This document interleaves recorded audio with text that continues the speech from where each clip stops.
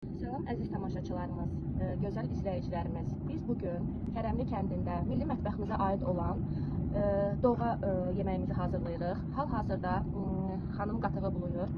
Qatığın içinə nələr, bəsli xanım qatığı buluyur. Qatığın içinə nələr gedir? Biz 3 kiloluq qatığa qatmışıq 2 yumurta, un, hal-hazırda qaynadırıq və göyərtilərimizdən qıraqda noxudumuzu, düyümüzü qaynadıb hazır saxlamışıq və göyərtilərimizdən olan keşniş, şüyüd, dağ keşnişi, spanaq, yarpız, bir çox əvəlik, kənddə həyətdə olan bütün göyərtilərdən demək olar ki, doğrayıb, yuyub, hazırda qoymuşuq ki, süzülsün. Qatığımız qaynayandan sonra göyərtilərimizi atacağıq. İzlədiyiniz üçün dərin minnətdarlığımızı bildiririk. Göyərtimizi əlavə edirik.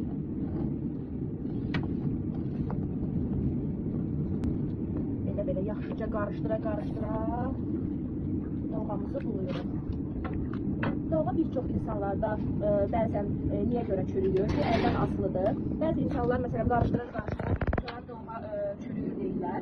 Amma bizdə belə deyək, mən neçə vaxtdır doğğa sevdiyimdən, neçə zamandır bəzən işlərim olur, biraz qarışdırıb gedib işlərimi görüb, təzədən yenidən qayıdıram doğğanı bulmağa, heç bir şey olmur yəni məndə. Amma sizdə bəlkə alınmırsa, bunu belə etməyin, çünki daimi bulamaq lazımdır. Hər əldə belə deyək, bir tam var. Bizdə də bu gözəl doğğamız, tamlı kənd məhsullarımızdan gözəl bir doğğamızın alındıracağına inanırıq. Göz haqqınızı halal edin. Sizləri çox sevdik. Siz də evlərinizdə bəli, axırda da noxudumuzu indi əlavə edəcəyik. Kim istəyir, çünki zövqə görə bizdə ailə üzvlərimizdən bəziləri noxudu sevir, bəzilərimiz sevmir.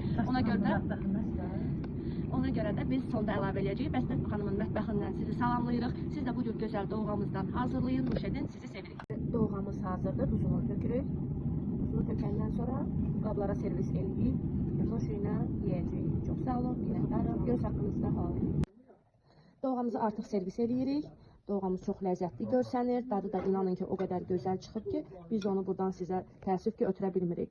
Bəsli xanım sizi mətbəxindən salamlayır. Siz də hazırlayın, nuş edin.